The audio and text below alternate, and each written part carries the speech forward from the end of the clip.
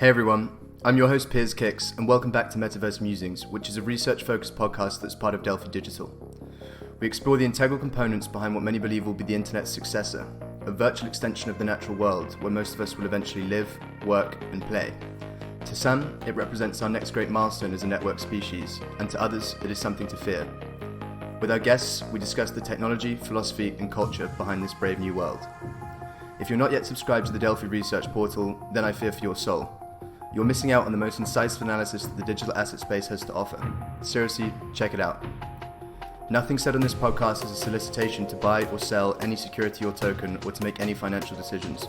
This podcast features sponsors, and any ads are not an endorsement by Delphi Digital and are for informational purposes only. Hey guys, I wanted to tell you about our new sponsor, Crypto.com. Crypto.com's exchange is a rapidly growing trading venue with a strong retail flow. Top institutions can receive a credit line and highly competitive maker-taker fees. Their platform is robust, secure, and compliant. You can get started trading today on the Crypto.com exchange, and to get in touch with their institutional sales team, visit bit.ly/CryptoDelphi now or click the link in the show notes. Now back to our show. Hey everyone, and thank you for tuning in to episode 2 of Metaverse Musings. I'm very pleased to introduce Ryan Gill, the CEO of Crucible. The company is one I'm super excited about as they embark on a huge mission to really take the tools required to build an open metaverse to the next level. Ryan and his co-founder Toby have been focused on building something called the Emergence SDK, which unlocks a foundational new toolset for developers whilst providing players with a universal digital identity which will eventually be able to carry between worlds. So Ryan, thank you for coming on. Really pleased to have you here. Thank you for having me. I needed to return the favor after you joined our panel. Absolutely. Yeah, I think if you could give a sort of quick high-level summary on kind of where you guys are at and what the mission objective is, that would be cool. Absolutely. Yeah. So Crucible is it's a company that really is sort of set its sights on catalyzing an open metaverse. The way we kind of look at that is by gathering all of the companies that are a part of this new movement and providing the tools so that we can rise that tide for everybody. Awesome. And yeah, if you could give a background on kind of what you've done previously and how that's equipped you for what you're doing now. Yeah, so I've been in LA for about a decade, working with a lot of startups and funds out there in LA.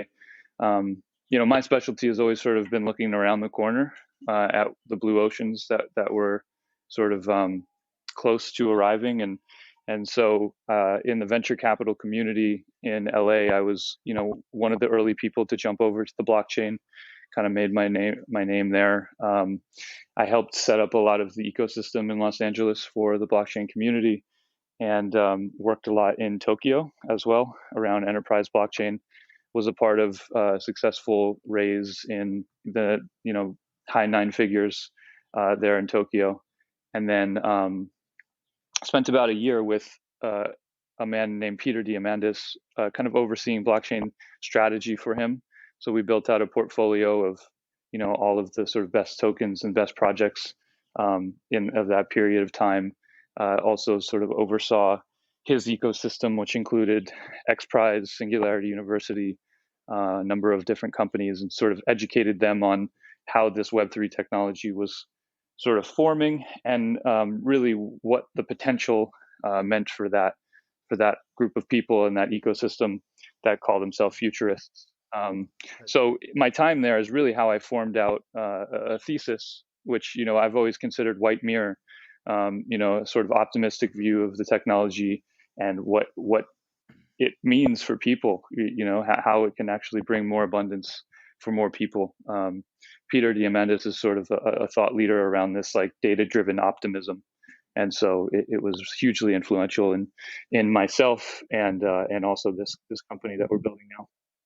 Yeah, that's awesome. You got to spend some time there. I'm a big fan of some of his work. Recently read that Future is Faster Than You Think, where he describes all of these different kind of convergent exponential technologies in a really awesome way.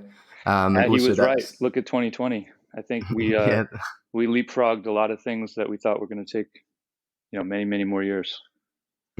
No, it's a super interesting idea, and also the Singularity University stuff seems really intriguing. Did you actually spend any time with that side of things? I've looked at a few of their courses, like the foundations of exponential thinking and whatnot, but Yeah, Having checked them absolutely. out. They made an acquisition of my friend's company, Futurism, and they moved quite rapidly towards like the online courses. Singularity University was always a kind of a curriculum for executives to come learn how to innovate and kind of put themselves out of business.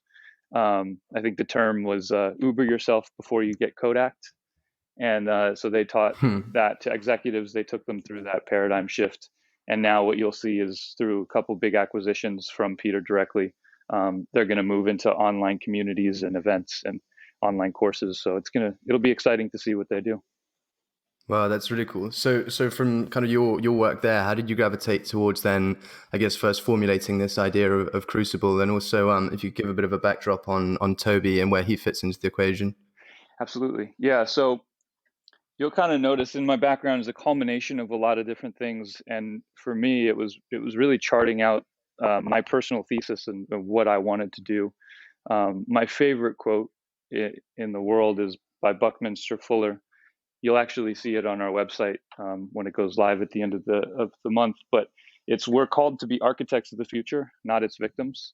And so Hmm. Peter was somebody that embodied that a lot. So when I got brought into that world, I was given huge opportunities to meet people all over the world that were thinking that way and building the future.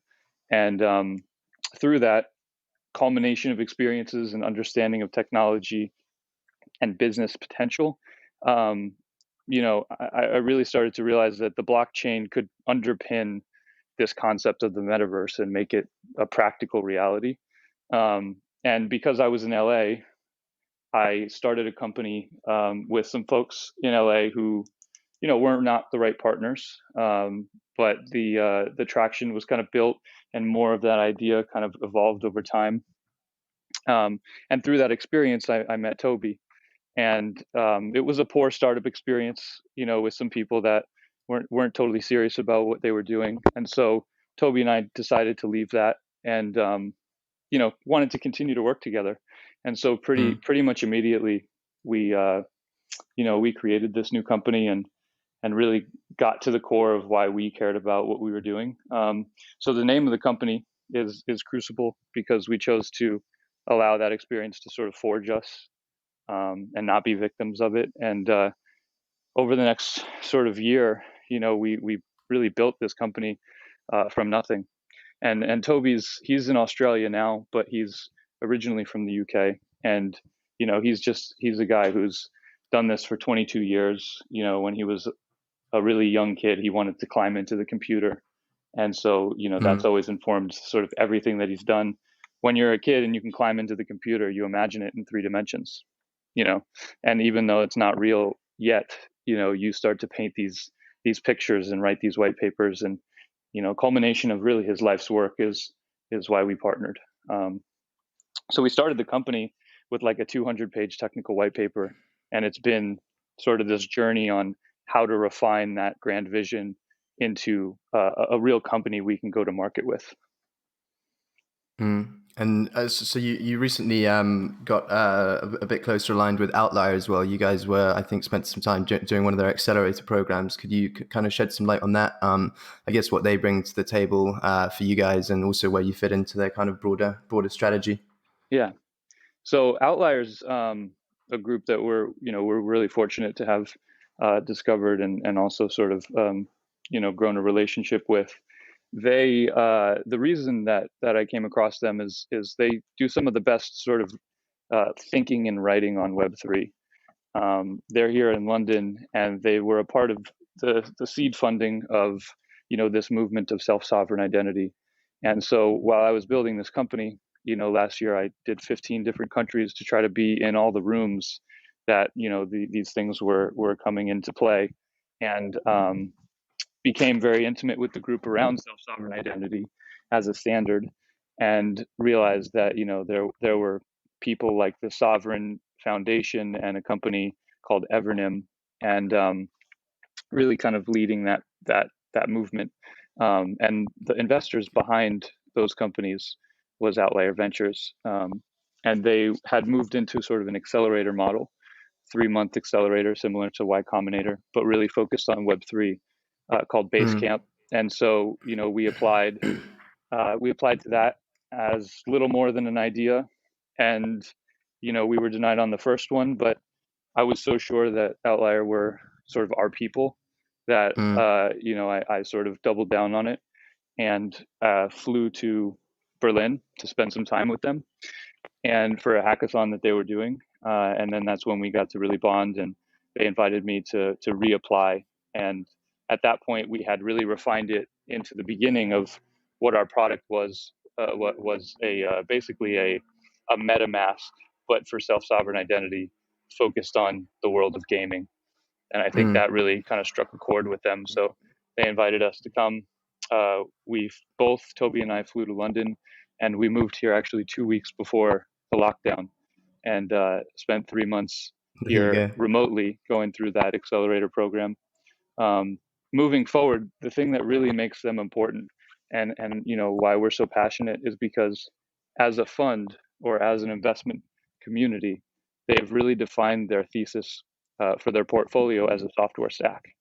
And so it's something they call the convergence stack. And it's all built around a thesis of convergence. And, we're just cut from the same cloth. And, what I really wanted to spend time with them doing and kind of showing them is that this C stack is really the software stack for the metaverse. It has all of the right components and all of the right protocols to provide digital trust for this massive new economic movement that's happening that doesn't have the digital trust and needs it desperately. Well, that's really cool. Glad you guys found your tribe, so to speak, with them. You touched upon it several times, but this concept of self-sovereign identity, could you elaborate on that a bit for people that maybe aren't familiar with it? Absolutely. Yeah. It's really the best in breed for digital identity. It's been standardized for nearly a decade at this point.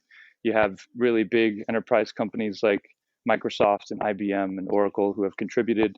The Linux Foundation created Hyperledger. And so this library is Hyperledger Indy and Aries. And it's really it's a new standard for the way to look at digital identity at the edge, where it's user controlled, and it fits into a paradigm where if you're a person who creates data, that data is your property, and it's really valuable. And so it provides tools and standards-based software to allow people to have sovereignty, to own their identity, to own their relationships, to control all of that securely, and not rely on other third parties or platforms. That's really cool, and I think you guys have partnered with some of the people that had been working and kind of leading that space, which were also involved with Outlier, were they not? Absolutely, yeah. So the core of that is Evernym. It's a company in Utah and also here in the UK, and essentially that's a for-profit company that was really instrumental in inventing a lot of the standards. When they saw what they had and how powerful it was, they decided we need to open source this. And so they spun it out into the Sovereign Foundation. And the Sovereign Foundation is now sort of what Hyperledger Indy, the community is a big part of. But SSI as a whole is much bigger than just those organizations. It's really a paradigm shift, a movement towards people bringing these things in house and being sovereign individuals. So it's going to be really exciting. The cool thing about being based in standards is that, say Estonia moves everything to e-residencies and digital passports and uses these standards, it's all applicable. It's all based off the same standards. So if Crucible as a company moves into game engines and gaming and gets people to adopt these standards, and enterprise companies are adopting it and governments are adopting it, you start to see, this groundswell, and interoperability becomes a much more viable thing because everybody's based off these same standards. Absolutely, yeah. That kind of leads me on nicely. I was going to say, I mean, some of the kind of problems that you guys are looking to tackle are kind of, at least from my point of view, sort of notoriously difficult. At a high level, what do you guys think that is kind of different about your approach that's going to take you to new places? Well, this whole movement of self-sovereign identity is a global one, but it has not made it to gaming. And in fact, the compatibility in the actual the code itself, it's not functional for, say, C++ or C Sharp, Unity or Unreal engines, which is where all of these new virtual and digital worlds and economies are being built.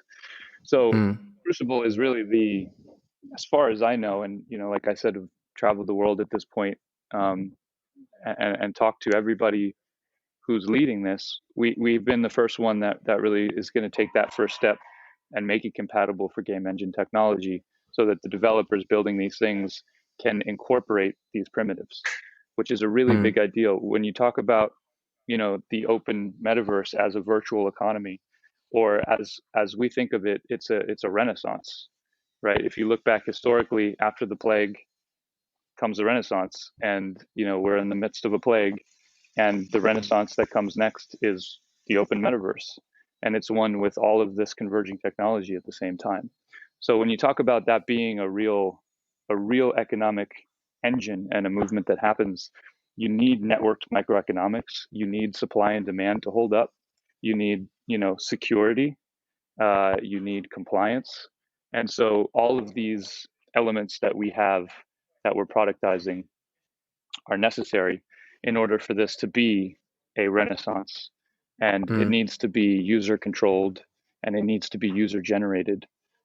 Because if you look at the movement in gaming and what's happening, you have, Roblox, Minecraft, Fortnite creative tools, these things where people are actually they're creating worlds themselves. They're world builders, and the level of quality for user generated has gotten so high. I don't think people Insane, yeah. realize it yet.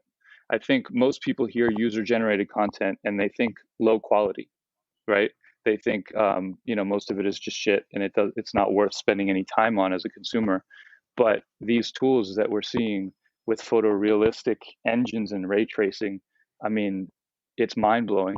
And for people to have the tools in order to build worlds and even have token economies, digital economies within those worlds, that is the metaverse. That's the promise that we're working towards. So where do you see, I guess, if this path were to continue, this trend of, the rise of user-generated content and better tools all the time for doing so, where would, let's say, the self-sovereign identity component, whenever to reach the game engine world and all the stuff that's happening there, what would that look like? Where would this sort of clash happen, if what you guys are working on weren't to come to fruition? If it weren't. So I actually believe that what we're doing, somebody will do it. We just have the head start, and we're in some ways building the train tracks as the train is going. But my core belief is that what we talk about is absolutely essential in order for any of this to work, and for it to not be the Black Mirror, right? If we want the same companies to own more of this market expanding, let's just stay on the same track that we're on, and they will. But if we want this renaissance, what we're building at Crucible is imperative for that. And so if it's not us, it's someone else, and maybe they don't do it in a standards based way, and it ends up just becoming a snake that eats its own tail. So I look at gaming, and I see the trend from federated identity, and gradually opening up more to decentralized identity. And I think Tim Sweeney and Epic are by far the leaders in this movement, and really being willing to take the risks to do it. But Fortnite is less a game and more a sandbox to experiment with these ideas and prove the business case. To me, the significance of Fortnite, beyond its sort of viral success, is that it proved cross-platform play is good for business. It proved that allowing people to choose which platform and which console they want to enter the world in is actually great for business when it's free to play and everybody is spending money on skins. So Absolutely. now you see Activision do their Fortnite with Call of Duty Warzone Warzone, yeah. and it blew up to 60 million players in like a month or two. So you Yeah. start to see that the growth in gaming, not mobile gaming, but the growth in the type of gaming that we're talking about is being driven by free to play. And Mm. in that case, it doesn't really matter how people access the world. It matters that they go in it and they spend money and they spend time. So Mm. it's a totally different paradigm for the way game developers think and the way publishers think. And I just see that to be very much the future. So you look at these Absolutely. companies and the back end systems that they have, they're all on their own doing this. I think Crucible has tapped into something that's bigger than us. We are just providing necessary tools for the spaces in between that don't exist yet. Sure. No, I really like your approach, and obviously all the sort of conversations you're having with the big game engine providers and whatnot to actually try and, I guess, as you say, bridge that gap. One of my frustrations sometimes is like when you have the extreme end of the decentralized game space or whatever, it feels like kind of just building out in a vacuum sometimes, we need to figure out, as you say, how to bridge that gap. But totally agree as well. Obviously Epic Games, awesome kind of shepherd for the whole industry. They've proved out various things. They forced, Sony was obviously the last one to fall in terms of digital isolationism with the crossplay and whatnot, and then again that sort of viability of the free to play model. And then I guess what we're kind of gravitating towards, people are starting to reference this whole play to earn model, where obviously the sole objective isn't just to earn, but through creating and whatnot, you're kind of participating in the economics of the value you create. And I mean, that's obviously where you guys also fit in, helping all of that come to life. So super exciting territory. Well, also just jumping back to the engines, because I know, this is a metaverse podcast, and Delphi is a thought leader in the crypto, you know, analytics that are happening.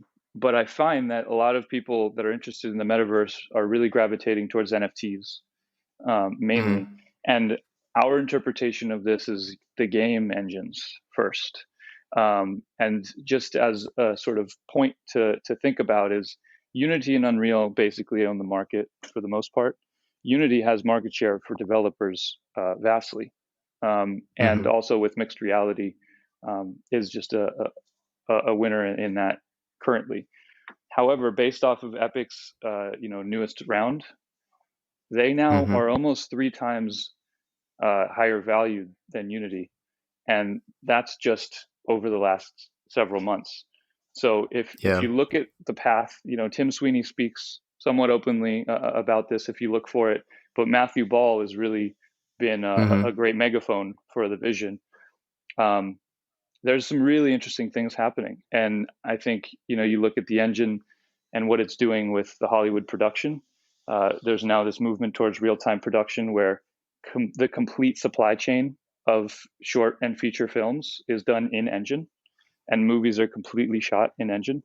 I've seen recently that there's some shorts that people make in 30 days that are by far equal to any blockbuster that you've seen in the movie theater. And Sure. Yeah. so the engines have gaming. They're putting Hollywood on their back. It's enterprise. It's now digital fashion shows. These engines Yeah. are building the future. And so our approach is build tools for the people that build that future. Yeah, it is. It is a genius sort of business model. I greatly admire that whole kind of IP cauldron that they're putting together as well, whereby everyone obviously uses Unreal to design all of these awesome, be they movie assets or car renderings and whatnot. But then the obvious point is that those can just so easily get dropped into the likes of Fortnite or whatever other games are built on Unreal. So you start to have these really awesome network effects of even like literal digital assets, which is really neat to see too.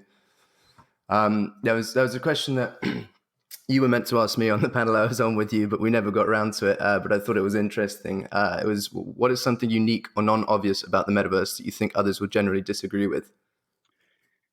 By the way, you should definitely link in the show notes our panel, because you did such a good job, man. Thank you for doing that. Appreciate it. Appreciate it. I will do. I'll You link had it so you they had can some check it great out. comments coming in, like people at Outlier were really impressed by your ability to carry yourself and kind of add to that conversation. So I'm glad. um, so I think the metaverse is such like a huge thing, such a big idea. I think if you really start talking to people who are maybe stuck in the old way, they're thinking that there are many different metaverses. They're thinking that there are multiple, that you can build your own, that a company can create their own. And I just fundamentally don't. I think there is one open metaverse that everyone is a component of. And then there are the companies that will position themselves outside of that so that they can rule their kingdom. And, there's the big Mm. FANG tech companies who, for the most part, fit into that old paradigm. And it's very likely that those companies are figuring out, how do I build my metaverse? But I think my core belief is that, and hope is that, there's one that we're all a part Mm. of. Like, there's one globe, there's one world, and then there's different countries and different borders within that. But we can, for the most part, freely travel around, and the world economy is bigger than any one of those countries. Mm-hmm. That's the way that I think of it. Sure. No, I like that view. I hope it's the one that comes to fruition. Just looking at kind of a lot of the parallels that people have drawn with like the early web and where we're at now in terms of arriving at trying to prioritize arriving at this like super lightweight. Greg Fodor of the Mozilla Hubs, he wrote about this idea of the minimum viable metaverse. And that the reason the web succeeded was it was such a simple and lightweight sort of protocols, or group of protocols rather, that anyone could jump in and basically be on the same playing field and go from there, which is kind of. By the way, I love what Mozilla is doing. I hope, as a company and a brand, they really strike on this opportunity. In fact, I'll use Mm. this platform to invite anybody listening that's at Mozilla who's interested in the metaverse. Come talk to me. I've formed a consortium for companies that share this vision, and we want you a part of it. We're a part of the Open Lab, that they've started, and between the Mozilla Hubs cloud and the potential of where that brand can go with the open source community, Absolutely. I really hope I that th- they I do think something they're with on it. a. I think where they're at already is really exciting. I definitely super bullish on all the activity that's going on there. It would be awesome. It would be awesome to get them involved with Crucible as well. Hey guys, I wanted to tell you about our new sponsor, Crypto.com. Crypto.com's exchange is a rapidly growing trading venue with a strong retail flow. Top institutions can receive a credit line and highly competitive maker taker fees. Their platform is robust, secure, and compliant. You can get started trading today on the Crypto.com exchange, and to get in touch with their institutional sales team, visit bit.ly/cryptodelphi now or click the link in the show notes. Now back to our show. Another point is, and it's topical to the time that we're living in, is I just don't really believe that the world that everybody's waiting to reopen exists anymore. And I don't think Hmm. that it should. I think if we really ask ourselves the tough questions, there's a lot about it that we don't want. And, we now have an ability to reimagine and reinvent. A lot of those jobs are not coming back. This terrible moment in time has really uh, it's advanced a lot of things that we were already headed towards, Hmm. and all of that stuff can sort of be positioned as a strength moving forward. There can be a next normal instead of a new normal, or going back to the old normal. We can really think differently about all of this stuff, and I hope we can be a small part of allowing people to do that. Absolutely. I whenever I chat to you or Toby as well, you guys always seem to string the kind of technical component together really well. But I guess I should note also, guys, that we're going to be doing a sort of second part of this one with Toby on in a month or so he can give a more granular description on the technical side. But from where you guys sit, what are the kind of main technical constraints around these new worlds coming to fruition that you see? And in terms of solution sets, what appear to be the most promising? Yeah, so there's a metaphor I love that Sam Engelbart actually shared with me. I think Mike Novogratz is credited with it, but it's the back of the TV and the front of the TV. For the most part, I think the crypto world is just all back of the TV. It's not about interface or user experience, and it's quite complicated, and it's definitely standardized with protocols. And at scale, people just don't care about the back of the TV. They care about the front, what's on the screen, the content, the story that pulls them in, the experience. And so I think the biggest challenge moving forward is understanding that and using all of the back of the TV accurately so that it works and it's scalable and it delivers its promise, but then abstracting it away and leaving it. So when we talk about full interoperability, the credentials and the identity and everything is actually the easy part. It's the front of the TV stuff, the avatar standards of assets and body types and skeletons and bones that are different in so many different games that have to start to blend in together in order for it to be this liquid experience that can move around. So I think, if you listen to Tim Sweeney's SIGGRAPH keynote, which you can find on SoundCloud, he spends an hour and a half talking about this. And so all the right people, all the smartest people, all the right people are thinking and talking about this. But that by far is one of the biggest challenges. The other thing is this isn't so much a technical challenge as it is a worldview challenge or a diplomatic exercise of proprietary versus open. There's tons of companies that feel really threatened by the ideas that we're talking about and have a lot to lose. And so, again, Tim Sweeney is taking the lead on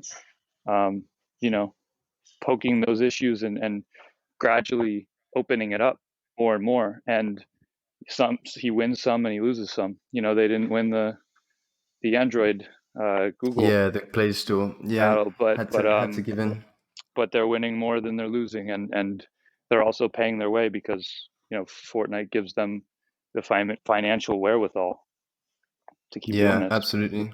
The recent one that I mentioned when we were chatting just before as well is them that GOG Galaxy sort of games aggregation platform. Epic's agreed to have all of their games go through there. So basically, you can buy across Steam, Origin, and the Epic Games Store, and all your games are in one place and whatnot. So that's already starting to make moves towards it. He's also been pretty outspoken about supporting NVIDIA GeForce. Yeah. No, also obviously the recent strengthening of the allegiance between Sony and Epic with the recent investments also interesting. Curious to see what comes out of that. That's what secured an $18 billion valuation. If Epic's a good example then of, well, probably the best example of someone trying to ask the right questions and prod in the right places and open things up, who would you say kind of sits on the other side of the ring and is a bit more sort of pernicious and defensive in this context? Well, I mean, I think you could close your eyes and throw a rock and hit Facebook, right? But to not pick on them as much, they own Oculus and they drive VR forward, so that really is an important one. They have plans for Horizon, and I really hope that they get in the lab and they start to look at standards. But I think the mindset of Fang, the mindset of what Jerome Lanier talks about as siren servers. If you haven't read Who Owns the Future, immediately buy that book and read it. He talks a lot about siren servers as a business model where not just companies, but governments and organizations of all kinds are servers that just suck up data, and they do it in a way that entices you to give up your data, just like a siren would entice, a man to jump into the water and drown. And so that concept is what we're fighting against, because the advertising model behind that is what feeds this entire old paradigm. Absolutely, yeah. I think it was in the SIGGRAPH talk that you mentioned actually, where Tim does a really good job at articulating the whole content curation algorithms and how they're always optimizing for engagement, sort of regardless of whether it's good or bad. And humans being humans, the bad stuff tends to win out and be amplified almost disproportionately. I mean, you would be remiss to not talk about incentive structures here. So the current one is a customer adversarial. That's something that Tim talks a lot about. It's actually antagonistic to the customer and the user, Mm-hmm. which is just fundamentally broken at scale. That just can't Absolutely. continue to go on. So, and also this is a Yeah. podcast, so I'll throw out a couple suggestions. If you want to really understand myself, my partner, and our business, Who Owns the Future by Jerome Lanier, The Sovereign Individual, which is an older book that actually in recent Mm-hmm. months has been wrong on a few key things, but I think ultimately still has some great ideas.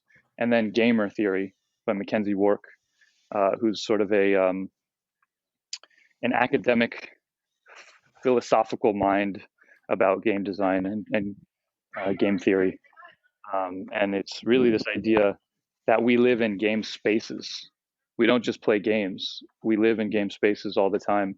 And technology is starting to sort of layer or shrink wrap over that concept. And so all of our application design and all of our future technology design needs to inform this idea that we live life as a game. And there are Mm-hmm. ways to set milestones within that. You know, you have things like all kinds of experimental game design, that gets put into these applications. And so That's really cool.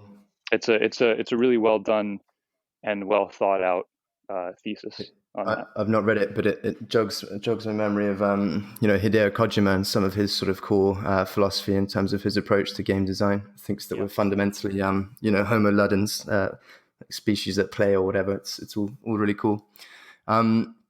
Moving into these sort of closing questions then now. What do you see as the primary path to adoption for digital assets or NFTs, and then sort of ultimately this idea of the metaverse? Yeah, so I think of digital assets and NFTs very differently. From my view, NFT is an Ethereum thing. Mm-hmm. Non-fungibility as a token is not, but NFT and Nifty is a pretty core Ethereum thing, and gas makes Mm-hmm. that very difficult right now. There's a company that I'm very close friends with called Biconomy, which is solving that, and that side of things is real, right? You got Decentraland, you got Somnium Space, you got the Sandbox, Crypto Voxels, still a pretty small market cumulatively, but are growing and passing 1 million, 2, 3, 4 million dollar sales in NFTs. I think it's really interesting to see the user generated aspect of all that happening. Mm-hmm. And currently, it seems like NFT art is where most of people's excitement is. Some friends set up the Museum of Crypto Art in Somnium Space. I'll just shout those out as things to go look at. But digital assets, on the other hand, I think is much bigger, right? Because you could argue that V-Bucks in Fortnite is a digital asset, and Mm-hmm. all the skins that are being sold at the scale of like several $billion a year are digital assets. They're just held in spreadsheets and databases. But I think what's needed for the adoption is the digital trust and the simplification of design. And so with our approach, we think about how does it blend into the game and enhance the game, and how does it improve the business of the game developer. These are all key things for adoption. Mm-hmm. So we're working on a standard called Artifact, which is really going to support this concept of designer skins. When brands and artists and creators start creating their own skins and selling those in marketplaces, you start to have things that are rare, or you have limited edition things. If you look back at the world of sneakerheads and street fashion and stuff, you look at like Supreme, for example. I really see that is the way that this new business and these new models will shape up. You have cross brand collaborations, you have limited edition drops, and in order for that Mm-hmm. to happen, you need the equivalent of a signature, right? Like baseball cards mattered because you got the player to sign, and Mm-hmm. that's how you knew it was authentic. That's what the promise of an NFT is, but it's not being done outside of crypto. So Artifact uses some really clever standards to deliver that digital scarcity independent of any blockchain, and allows us to create the flow of a new business model that we want to actually really catalyze, which is direct to avatar, as the sort of next logical step from direct to consumer. The pandemic and the lockdown has made every brand in the world try to figure out, what is my strategy in this new world? And so let's say brick and mortar is gone because people can't go or they're going out of business. Everybody went through their direct to consumer strategy. So now they have the ability to change supply chain and ship direct to consumer. We want to get brands to start thinking about their direct to avatar strategy, where they remove that supply chain of shipping and just go directly into the engine and sell to the end user, which is an avatar. So you could Absolutely. argue that, Epic makes billions of dollars with direct to avatar as a company. Yeah. Riot It's a really cool does way the to frame same. it. And so all Yeah. these brands, all the fashion brands, all the consumer product brands and new ones we haven't heard of yet, they're going to have to go through this. Like, what does it mean for my atoms to turn into bits? And we want to be there with the standard to make that a trusted, safe marketplace. Absolutely.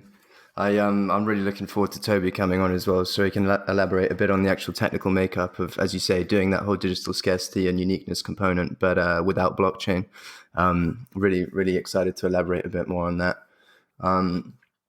And then in terms of, I guess you kind of answered what I was going to ask you next in terms of which business models, that you see on the horizon that you think will eventually dominate or you find really interesting.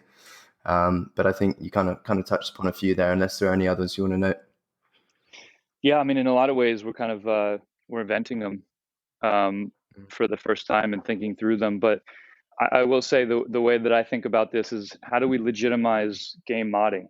Because this is something that has existed for a long time, and just like torrenting, was frowned upon. It was a bit of a gray area. It was kind of hacky, and the owners of the IP definitely didn't like it. If we call game modding a Napster, what does it mean to legitimize that into a business model, to tap those stakeholders and those IP owners in, while also getting to leverage the entire power of what user generated has been? I mean, look at Counter-Strike. That's a Yeah, mod. absolutely. That's a mod of a And, game. and a few other massive games too. Yeah.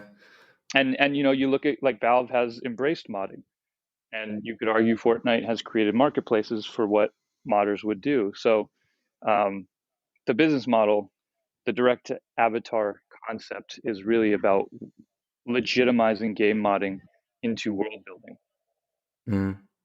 No, it's definitely a really cool area. My two of my brothers and I, when we were younger, actually made our own, set up our own RuneScape private server, which was similar stuff, basically editing all the code for it and making the world how we wanted it to be. It was called Satan's Lair and fiercely cool.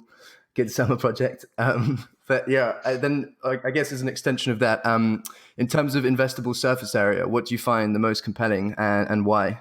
In terms of next 10 to 20 year horizon, what you are fundamentally convicted of? Oh man, there's so much.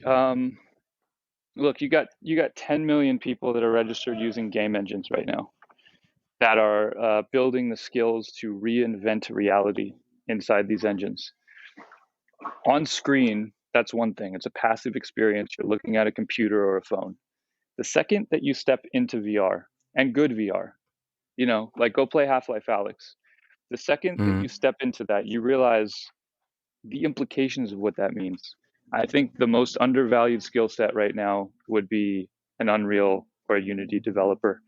And what they're doing an incredible job of is reaching out to filmmakers, creators, makers, artists, musicians, fashion designers, motion designers, and adding this to their stack of skills. And once you do that, that's where an explosion, a renaissance is going to come from that. So I've always thought it'd be really great to create I mean, the Epic Mega Grants has done this, but create a fund that looks for the best talent using game engines, separate it by industry, and go realize that the next Zuckerberg you're looking for as an investor is not building a social media company. They're going to build an entire in-world economy or universe that has its own business potential. Really cool. I like it. I like it a lot. What is your favorite video game ever? Oh man, my favorite video game ever. Uh, Story aside, I think what Grand Theft Auto did with opening the world, Mm. it's pretty unmatched. I just think it's incredible. I think again, Rockstar. I think to show the level of art, that went into Red Dead 2 and how beautiful that game is, and that Yeah. it 100,000% should be on the same pedestal as any successful, cinema. Oh, I Um, agree I for think sure. what we've seen so far is really nothing compared to that. But I really like those two milestones in the industry. And then, my classics were like Age of Empires and Deus Ex. That's what I Nice. kind of grew up on. And then I can't wait for like somebody to remake GoldenEye the Oh right yeah. way in VR and just go play those maps again. That would be awesome. Yeah, the good old speed runs. What about Age of Mythology? Did you play that at all? I didn't. No, no. I played Age of Empires. I got a little bit into StarCraft, and I don't really play the RTS ones very much anymore. Hmm. But but yeah, that was and Super Smash Brothers has endless good Awesome, memories for awesome me. game. Have Yeah. you tried Brawlhalla? No. It's a recent cross-platform free-to-play brawler, and it's awesome. So check it out. Yeah. You Um, gotta give me the list of new games. I'm so heads down in the lab on product in this business. I don't get to play enough. yeah, Although one that's one thing fun. I'll mention is as a part of this rollout for the company, we're thinking in seasons, and so we want to start seasonal metaverse tourism, where we get Mm, a community together to go try all of these things. I've experienced things in this year that have blown my mind that are really kind of small or unknown that most people don't realize. And we want to build a community that can go tour those things, create a tourism, flow, and create foot traffic in the metaverse, like prove foot traffic absolutely. and Yeah, um, that's and show how that actually creates a busy street yeah. dynamic. I yeah, I should note for those listening, when Ryan and I had our first meeting or call or whatever, we did so did so in VR, which is good fun. Just scan your face on the phone, auto generates an avatar that looks like you, and you're away. Yeah, that was It's cool Mozilla stuff. Hubs, right? Exactly. There you And go. so one of our partners and somebody who's joined our pilot is Wolf 3D, and Mm, they're they're advancing real quick, but they put your face on game characters in ways that translates to all the different games you might play. So yeah, and we touched upon this recently, but another cool advancement happening there is basically using an app on your phone that whilst you're plugged in or playing games or whatever, obviously not with VR yet because it'll cover your face, but would basically do real time motion capture of your face and transplant that through a game engine onto your avatar. So where you're looking, and your facial expressions and whatnot all translate. That stuff's surprisingly near. It's really exciting.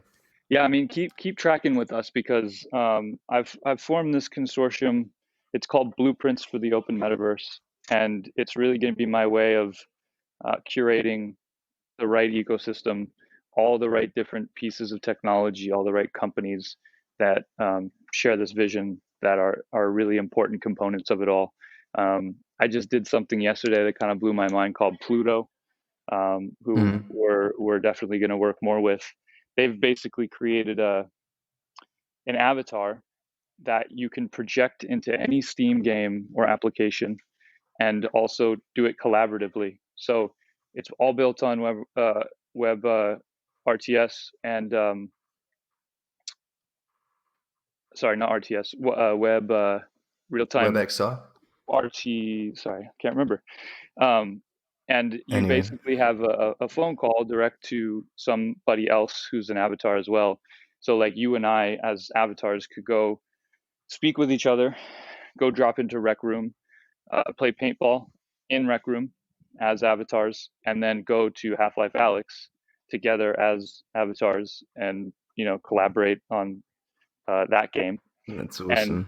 move through to Tilt Brush and That's WebRTC, amazing. WebRTC, real-time communication. Oh, That's the that's the one. standard.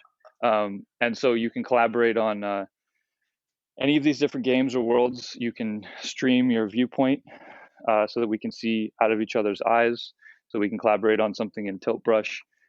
If you're in Tilt Brush and I'm in Rec Room, we can also still talk to each other because it's a communication layer, like an overlay on the actual game. So, those kind of things exist now. And so this is Pluto, that was called.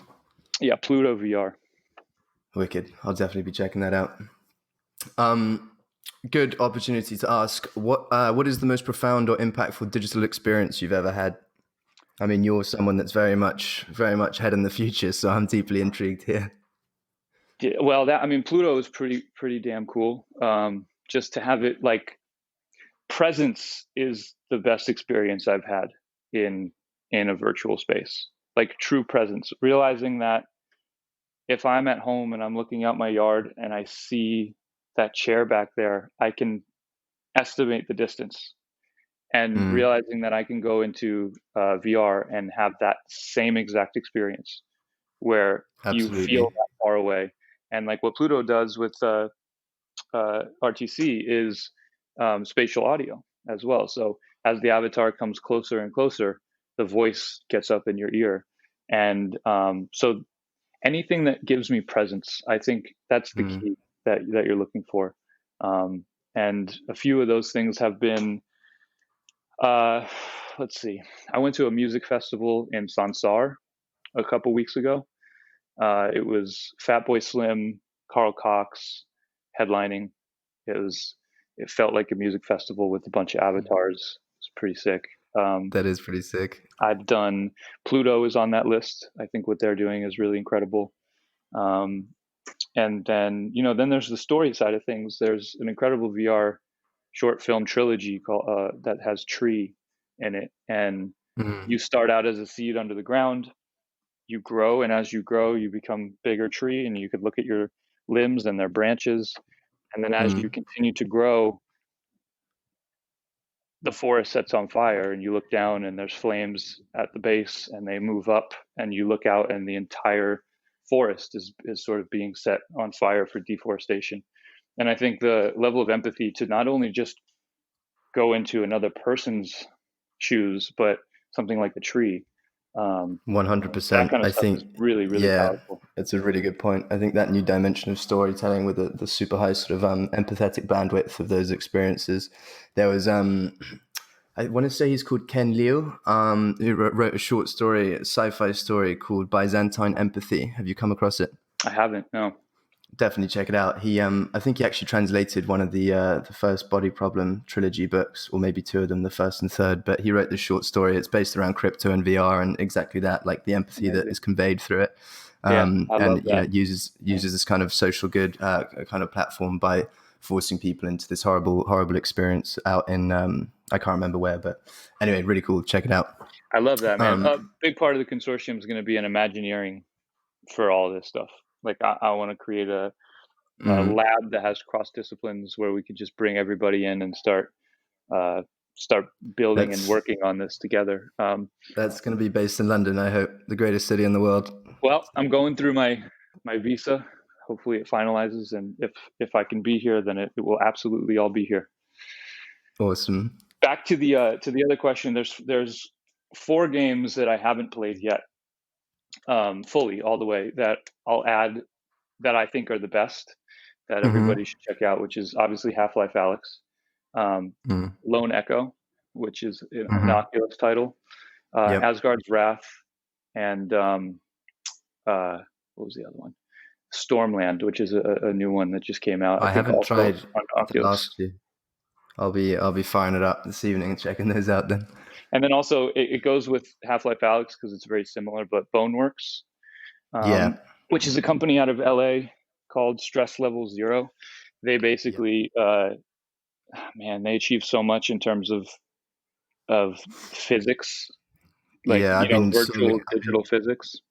I've been tracking them for ages. I was so excited to play it, and it didn't disappoint at all. I don't actually have my Valve knuckles yet, though, so I can't do the fingerless stuff, finger tracking. But the finger tracking on Oculus still isn't quite there yet. But no, it's really really cool what they managed to achieve.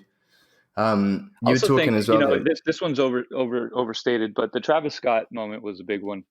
I agree, In Epic, it 100%. can't be overstated to show the potential of what that means. And when that functionality starts being built into the creative tools, anybody can create a creative island, which there's like a Absolutely. million creative islands in Fortnite, and some of them have huge scales of players. Yeah, Any yeah. company can then go create an island. So imagine a film that was created in Unreal Engine is also premiered in Fortnite, Mm. on an island. And Yeah, then the world of that movie that was created in Engine, you can step is inside of it after seeing exactly. that movie as an It's avatar, mind blowing. It's you yeah, know. that's what I was So touching upon that with kind all of stuff. those And then, the game. idea of a Travis Scott doing a monthly residency from their basement, with those creative tools to 100 million people a month, and Mm. setting up merch shops with brand collaborations. All that stuff is right around the corner, and Agreed. we just haven't even seen it yet. I also think that real-time sort of mocap stuff, whilst doing these as live performances in future through game engines and whatnot, is going to be super cool. There's already that Wave Yeah. VR or Wave XR company that's doing it, but that company I shared with you today as well, actually, Condensed Reality, based out of the UK, doing also the sort of real-time volumetric imaging of that stuff. So you can actually, for example, could record like a boxing match in real time and have it displayed on your coffee table with an AR overlay. I love that. So something to that effect. I mean, I'm really, really excited. cool. Something I've wanted to see for a really long time just got announced, which was Punch Drunk, partnered with Niantic. Punch Drunk. Yeah, Punch Drunk made Sleep No More. They're basically Mm-hmm. a immersive theater company that, if you ever see that David Fincher movie from years ago called The Game, um, it's a I lot don't of think so. that. It's like actors that follow you as you move around, and the story kind of morphs and changes around you, but you don't realize that that's happening. So Punch Drunk is like a big hotel in New York. I think it's like 9 or 10 stories, the McKittrick Hotel that they took over. And you buy the ticket, you put the mask on, you step into the ballroom. It's this giant party scene. Somebody gets killed, and they all run separate directions, and for 3 hours you can choose to follow whatever actor you want throughout the whole hotel. Wow, You can stay in the that's really same cool. room, and it's a choose your own adventure. And so that concept of immersive theater lends itself really well to spatial computing. And so, I know Punch Drunk has had aspirations to do travel, where like you get dropped off at an airport, you buy a ticket or you find a ticket, you get on a plane, you go to a different country, and the story follows you everywhere. And so that is really expensive to do in atoms with people. But once you have Niantic level AR with 60 level Yeah, mapping of everything, tracking.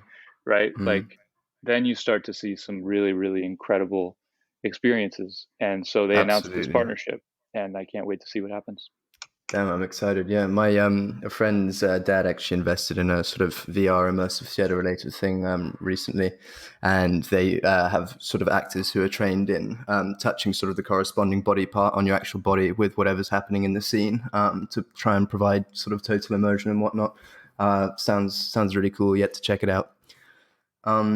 Yeah, you mentioned a couple of books which I'm definitely going to check out. But out of all the books you've ever read, which ones resonated with you the most? It doesn't need to be on the metaverse in particular. It can be just broadly. The three books I've already said are on that, but since I've mentioned them, I'll give you one novel and one nonfiction. The nonfiction is called The War of Art by Stephen Pressfield, and Mm-hmm. it's the most meaningful book I've almost ever read. I try to read it once a year. It really dissects the concept of resistance and why, as an ambitious person, you're going to deal with that dragon every day, and you have to Mm. get to a place where you slay it consistently. Otherwise, all of your potential will die with you, and you'll take it to the graveyard. And he's a writer, and he says it in those terms where it's almost militaristic, which is not really my personality, but it lights a fire under my ass in a way that no other book really can. So that's That's definitely awesome. one. And then lesser known novel called House of Leaves showed me how storytelling could be nonlinear in the kind of This ways that you Memento you is, know John Egan, who I had on last week, mentioned the same book. How Oh, did crazy is he? that? You How know, crazy is that? There we I go. was on a call with John, I think hours before you did that podcast with him. Wow, man, that's entanglement right there. Quantum entanglement. Who knows what's going on? That's two good answers, though. I'll definitely check out the War of Art. Did you say it was called? The War of Art. Yeah, it's a spin on the Art of War. Awesome. Awesome. Well, yeah. I mean, that's pretty much all the questions I wanted to get asked. It's been a pleasure having you on. Thanks very much for it. I really appreciate it. Super excited about what you guys are doing. And eager to get more and more involved. Especially as things hopefully open up around London and we've got things going on here. Well, we're I don't know if we can say publicly, but we're really happy and grateful to have you join the family. You've already been really instrumental in telling the story through our panel in a day that was really important to us when we graduated that accelerator. So, and we hope to, have Delphi, also do the same, and so that we could do this together. One thing I'll also add, and I realize we've been light on detail in terms of what Crucible's product is and what it does. We're finishing it and getting it all sort of ready to go to market by next month. Part 2 of this, I'll bring on my technical co-founder. You guys will love him, and we'll dive under the hood. It's a deep rabbit hole, so maybe even a part 3. Buckle up. But Yeah. on July 30th, I'm going to do a conversation with Evernym on what digital credentials mean for virtual worlds, and really talk about the core software components of sovereignty and the implications of all of this for gaming specifically. And so I'll provide a link to Pierce for that. Please That'll be join in the us for show that notes. conversation. Yeah, absolutely. Well, yeah, thank you very much, Ryan. It's been a pleasure. Cheers, man. Thanks. Hey everyone, thanks for listening to the podcast. If you enjoyed it, please support the show by hitting subscribe on iTunes, writing a review, or sharing this episode on Twitter and LinkedIn. And stay tuned for our next episode, out soon.